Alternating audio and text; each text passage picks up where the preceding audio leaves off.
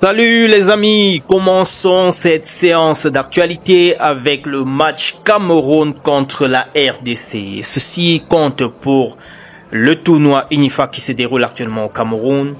À peine 49 secondes, les gars ont déjà Bounja. Au stade, c'est le feuille total. Le stade est plein comme vous pouvez voir sur ces images.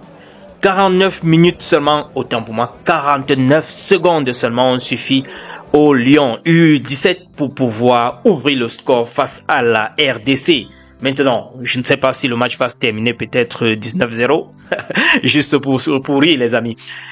Switchons maintenant avec Eto'o qui était de l'autre côté en Libye avec Marco Materazzi, Julio César. Ils ont joué un match, n'est-ce pas, d'exposition. Vous voyez ici Eto'o en train de taquiner son gardien César avec qui ils ont remporté, je pense bien en 2010, la Champions League. C'était un trio fétiche. Ils se sont rencontrés donc à cette occasion-là. Allons ici avec Andre Onana qui a échappé de justesse à l'humiliation. C'était face à Everton. Il a encaissé d'abord 2 buts et par la suite, ses coéquipiers ont réussi à remonter. Ils ont réussi par la suite à arracher un nul, 2 buts partout. Onana n'a donc pas pu garder ses cages inviolées. 0 clean sheet cette fois-ci. De l'autre côté, avec Brighton, je dirais Brentford, autant pour moi. Brentford a réussi à sonner Leicester 4-0 avec un but de Brian Bemo, un très beau but, enroulé au poteau, au deuxième poteau, au poteau long. Et c'est ainsi qu'ils ont fini avec cette victoire 4-0 et ça les laisse comme ça à la 11e position du championnat.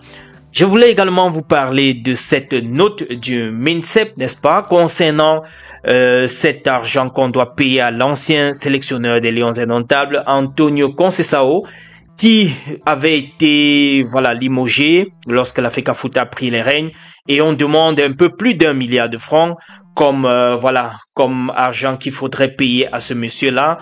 Le gouvernement décide donc de payer ce qu'on a demandé de restituer, de régler comme facture à l'ancien sélectionneur pour abus, du moins pour rupture, autant pour moi, abusive de contrat. Le MINSEP nous fait également savoir que de ce fait, bien que la charge incombe à la FECAFOOT déclarée fautive et dont la défaillance en matière financière est mentionnée par la FIFA, le gouvernement du Cameroun a décidé de s'acquitter en ces lieux et places. Si on lit seulement cette partie, on comprend donc que le gouvernement a pris la résolution donc de payer cet argent-là. Mais il se dit un peu de partout aussi que le contrat n'avait pas été validé par la FECAFOOT par le passé. Ça a été unilatéralement signé par le MINSEP, ainsi de suite. Donc c'est une histoire vraiment compliquée. Mais qu'à cela ne tienne, c'est plus d'1 milliard de nos francs qui seront versés comme ça à cet ex-sélectionneur Conceição. Mais bon, espérons que ce feuilleton va se tourner ainsi. De l'autre côté, c'est Baleba qui vaut maintenant 101 milliards de francs environ. Oui, les amis, 155 millions de francs environ. C'est le montant de la clause libératoire. Manchester City est aux portes de Brighton, également Liverpool. Tout le monde, tous les grands là sont en train de chasser notre milieu de terrain. Le gars vaut de l'or actuellement.